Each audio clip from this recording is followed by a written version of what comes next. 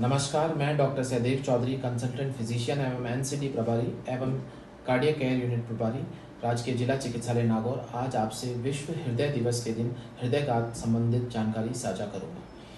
हृदयघात मुख्यतः दो कारणों से होता है। एक होते हैं मॉडिफाइबल रिस्क फैक्टर्स, एक होते हैं नॉन मॉडिफाइबल रिस्क फैक्टर्स।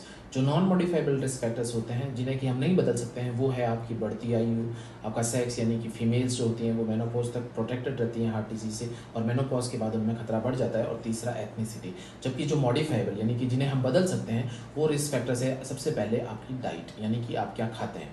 आपकी डाइट बैलेंस रहनी चाहिए। डाइट में कम से कम मात्रा में शुगर, सॉल्ट और जो है सैचुरेटेड फैट्स यानी वसा कम से कम मात्रा में रहना चाहिए। ज़्यादा से ज़्यादा सब्जियां खाएं, ज़्यादा से ज़्यादा फ्रूट्स खाएं। जंक फूड्स और प्रोसेस्ड फूड अवॉइड करें, जैसे कि पिज़्ज़ा, बर्गर, भुजिया, पापड़, नमकीन, अचार, कचौरी, समोसा, मिर्ची बड़ा, इन सबको कम से कम मात्रा में खाएं।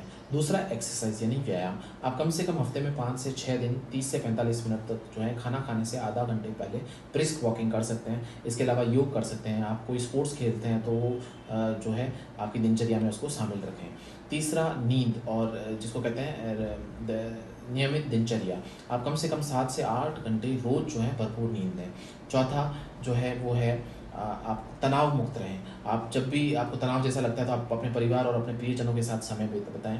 पांचवा मोटापा, यानी कि आप जो है वजन को है वो नियंत्रित रखें।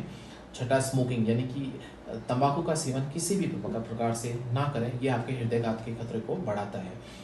इसके अलावा यदि आप बीपी और शुगर के मरीज़ हैं तो आप अपने बीपी और शुगर को जो है डिज़ायर्ड लेवल्स पे रखें। उसके लिए आप अपने फिजिशियन से रेगुलरली मिलते रहें।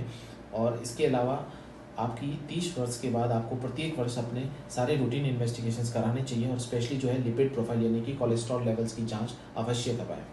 इसके अलावा एक महत्वपूर्ण चीज़ मैं ये कहना चाहूँगा कि जब भी आपको ऐसा लगे, आपको हृदय में बेचैनी हो, आपको छाती में दर्द हो और उल्टी जैसा लगे, जी मचले, चक्कर आए, तो आप अपने फिजिशियन से तुरंत मिलें और जो है अपनी बेसिक इन्वेस्टिगेशंस उसी वक्त कराएं। लास्ट में मैं यही कहूँगा, स्वस्थ रहें, मस्त रहें। Thank you.